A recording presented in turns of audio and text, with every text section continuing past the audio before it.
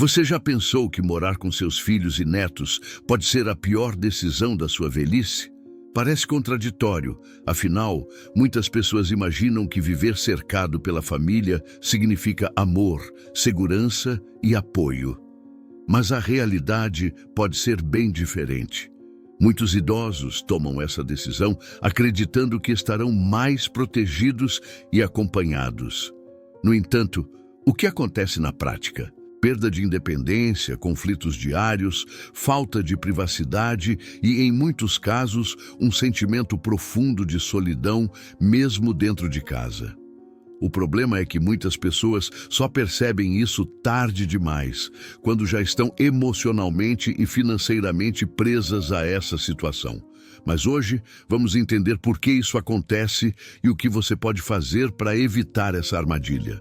Fique comigo até o final, porque no último tópico vou te mostrar a melhor alternativa para viver com dignidade e liberdade na velhice, sem abrir mão da proximidade com sua família.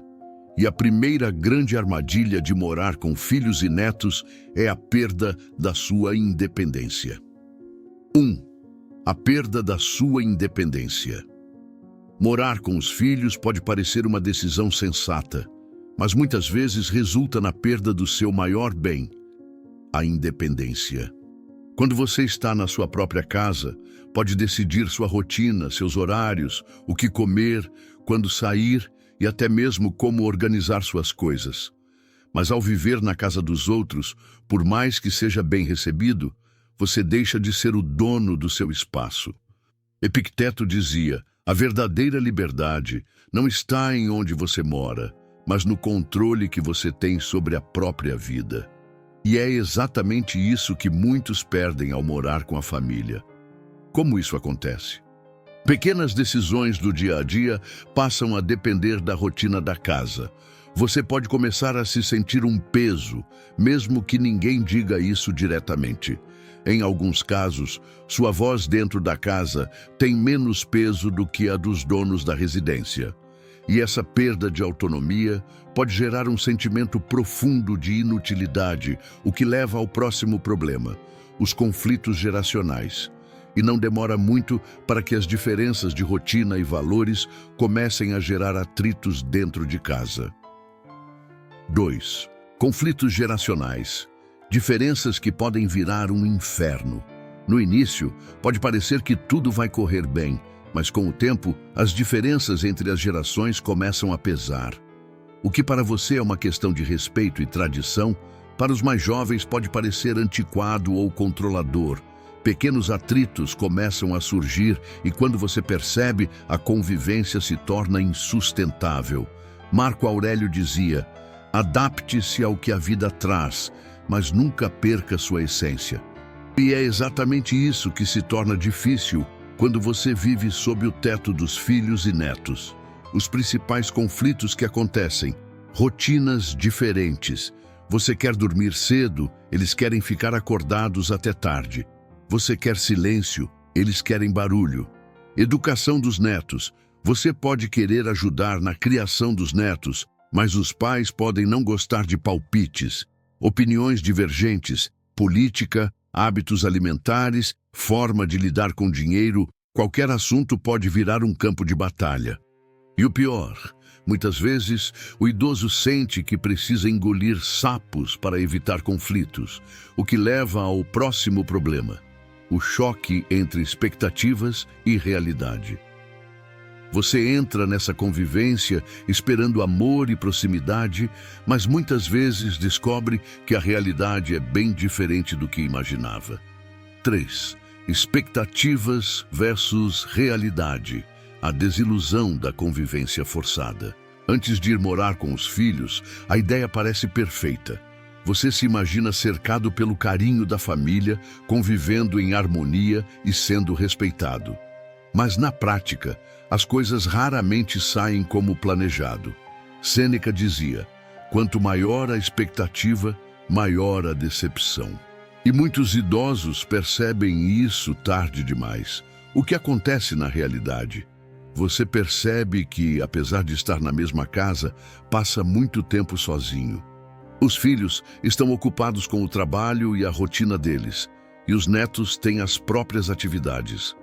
Pequenos incômodos vão se acumulando e, de repente, você percebe que está pisando em ovos para evitar conflitos. O que era para ser uma convivência amorosa acaba se tornando um fardo. E para piorar, surge o próximo problema, a perda da privacidade. E se tem algo que se perde completamente ao dividir a casa com filhos e netos, é a sua privacidade. 4. A falta de privacidade, o peso de não ter seu próprio espaço. Ter um lugar para chamar de seu não é luxo, é necessidade. E quando você mora na casa dos filhos, é difícil se sentir realmente dono do seu espaço. Você pode ter um quarto, mas não tem mais o direito de organizar a casa como deseja, assistir ao que gosta na TV da sala ou até mesmo receber visitas sem precisar avisar. Aos poucos, isso gera um sentimento sufocante. Epicteto dizia: a liberdade começa quando você tem controle sobre sua própria vida. Mas quando você perde sua privacidade, perde junto parte da sua dignidade. Os problemas mais comuns. Você precisa se adaptar aos horários e regras da casa. Pequenas decisões como a comida do dia ou quem pode te visitar não são mais suas. Você sente que está sempre ocupando espaço e isso pode gerar um desconforto emocional crescente. E tudo isso pode levar a um dos piores sentimentos que um idoso pode ter, a solidão dentro de casa. O mais doloroso é perceber que, mesmo rodeado de pessoas, você pode se sentir mais sozinho do que nunca. 5. A solidão. Dentro de casa, cercado de gente, mas abandonado. Morar com a família deveria significar companhia e proximidade, certo? Mas a realidade pode ser cruel. Estar cercado de pessoas não significa que você será incluído na vida delas. Muitos idosos se mudam para a casa dos filhos, esperando mais interação e afeto, mas acabam passando longos períodos sozinhos, enquanto a rotina da casa segue seu curso normal. Marco Aurélio dizia: a pior solidão é aquela que sentimos no meio de uma multidão. Por que isso acontece? Os filhos e netos têm suas próprias vidas e obrigações. Você se sente deslocado, como se não fizesse parte da dinâmica da casa. Começa a evitar pedir ajuda ou conversar para não incomodar. O resultado? Um sentimento de invisibilidade. Você sente que está ali, mas ninguém realmente te vê. E esse é um dos fatores que leva ao próximo problema: a dependência emocional e financeira. E quando você se sente preso a essa situação, pode ser difícil sair, especialmente se houver dependência financeira. 6. A armadilha da dependência. Quando sair não é uma opção. Morar com os filhos muitas vezes significa abrir mão de sua casa, sua renda e sua independência financeira. E esse é um dos maiores perigos dessa escolha. Quanto mais tempo você passa nessa situação, mais difícil é sair dela. Sêneca dizia: aquele que não possui sua própria liberdade já não possui nada.